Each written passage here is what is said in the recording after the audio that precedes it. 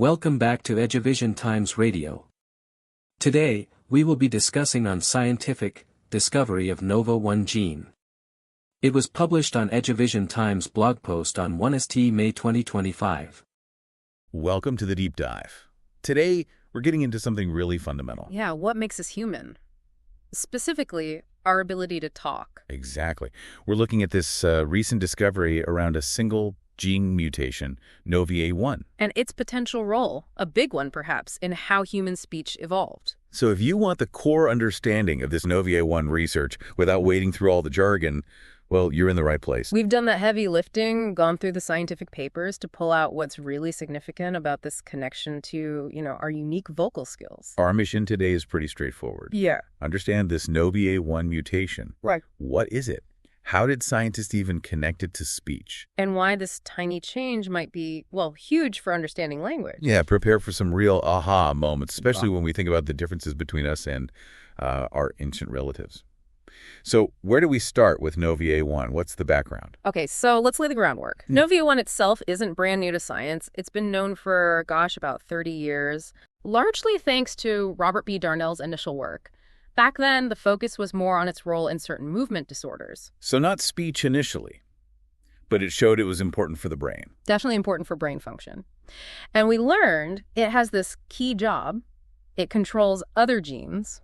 A manager gene. Sort of, yeah. And specifically, it's involved in something called alternative splicing. Okay, alternative splicing. Break that down for us. Sounds a bit technical. It does, but the concept is, pretty neat. Think of it like one gene having instructions for several different versions of a protein, like multiple additions. Right. How the gene's message is processed or spliced determines which protein version actually gets made in the cell. So NOVA1 helps decide which addition gets produced.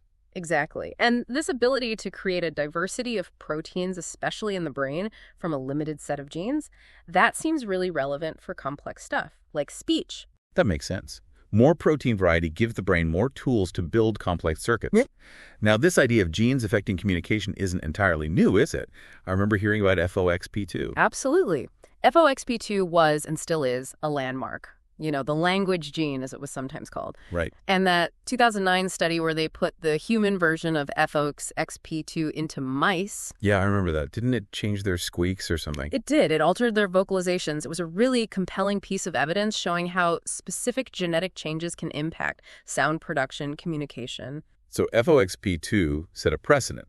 And now NOVA1 is another piece of this genetic puzzle for speech. Potentially a very significant piece, yes. It adds another layer. Okay, so how did scientists jump from knowing NOVA1 exists to thinking it's linked to speech specifically? You mentioned comparing us to ancient relatives. Precisely. The real clue came from comparative genomics. Right. Scientists lined up the complete DNA blueprints of modern humans with the genetic information we've managed to recover from Neanderthals and Denisovans. Our closest extinct relatives. Exactly. And by doing that comparison, they could spot genetic changes that occurred in our lineage after we split from them. Looking for the what's new in us list. You got it.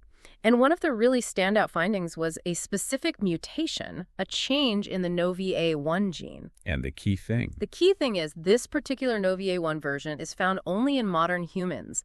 It's not there in the Neanderthal or the Denisovan genomes we have. Wow.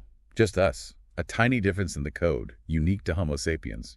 That feels significant. It certainly raised eyebrows. But then the question becomes, okay, it's different, but what does it do? How does it relate to speech? Right. Identifying it as one thing, figuring out its function is another. How do they tackle that? This leads us to the very recent, really cutting-edge research, again, led by Robert Darnell, working with Yoko Tajima. They used CRISPR. CRISPR gene editing, those molecular scissors we hear so much about. Exactly. Incredibly precise tools for editing DNA.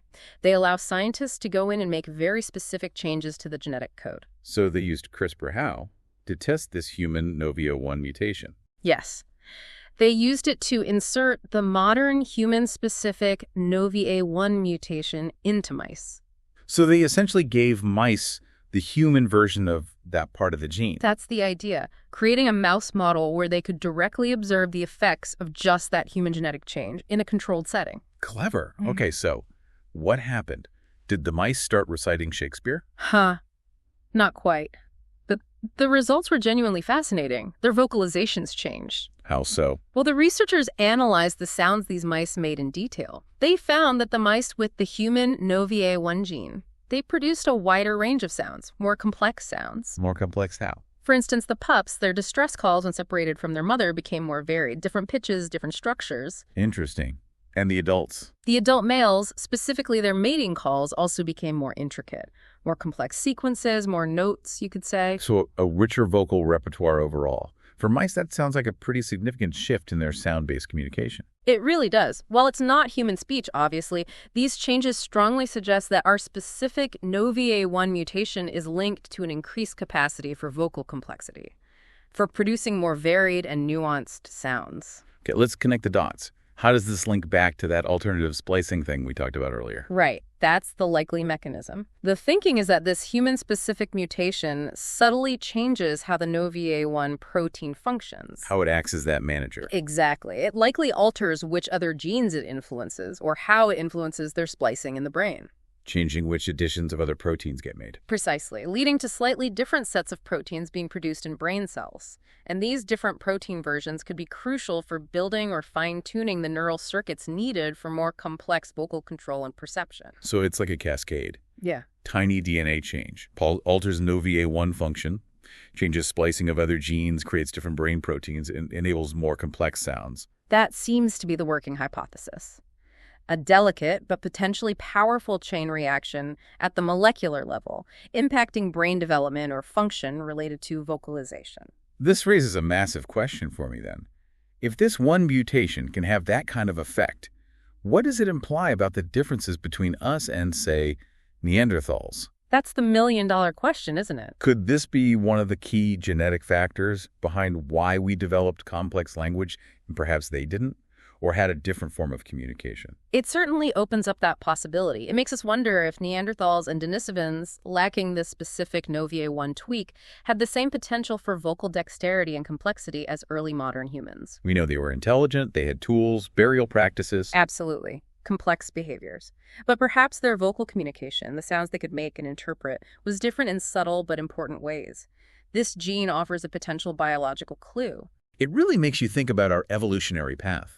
How these seemingly small genetic changes could cascade into huge differences in abilities like language, which then underpin cooperation, culture, everything. Enormous consequences, potentially. So much of what we consider human rests on our ability to communicate complex ideas. So this discovery isn't just looking backwards, is it? What of the future? What are the potential implications?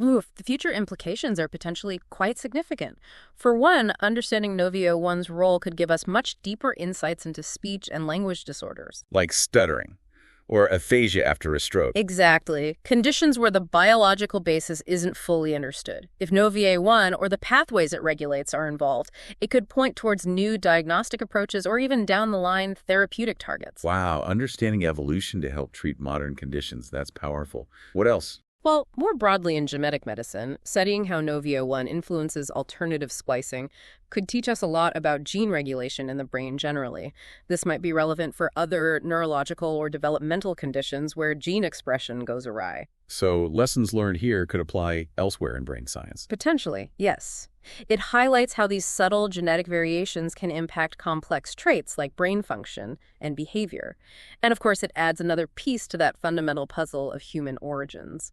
Defining us genetically, separating our path from other hominins. And there's even a more futuristic angle. Some people are thinking about AI. Artificial intelligence. How does NOVA1 connect there? Well, understanding the biological mechanisms, the genetic and molecular tricks that nature used to build complex communication systems that could potentially inspire new approaches in AI and robotics. Designing machines that can communicate in more nuanced, maybe more human-like ways. It's speculative, of course, but not impossible. Learning from biology's solutions. Fascinating. Okay, so let's try and wrap up this deep dive.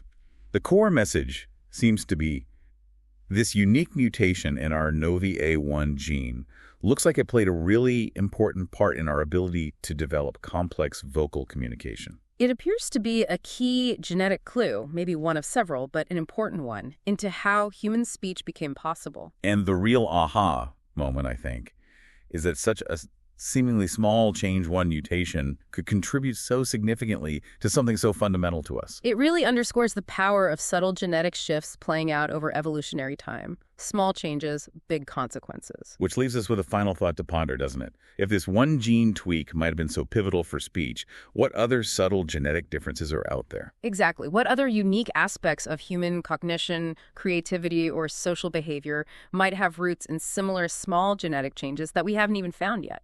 How will future research keep peeling back the layers on this incredible interplay between our genes and, well, what makes us us? It's an ongoing story, definitely. The exploration continues. A lot to think about. Thanks for joining us on this deep dive. Stay tuned to EduVision Times Radio. Like, share, and subscribe to EduVision Times Radio. EduVision Times Radio, where news meets meaningful discussion.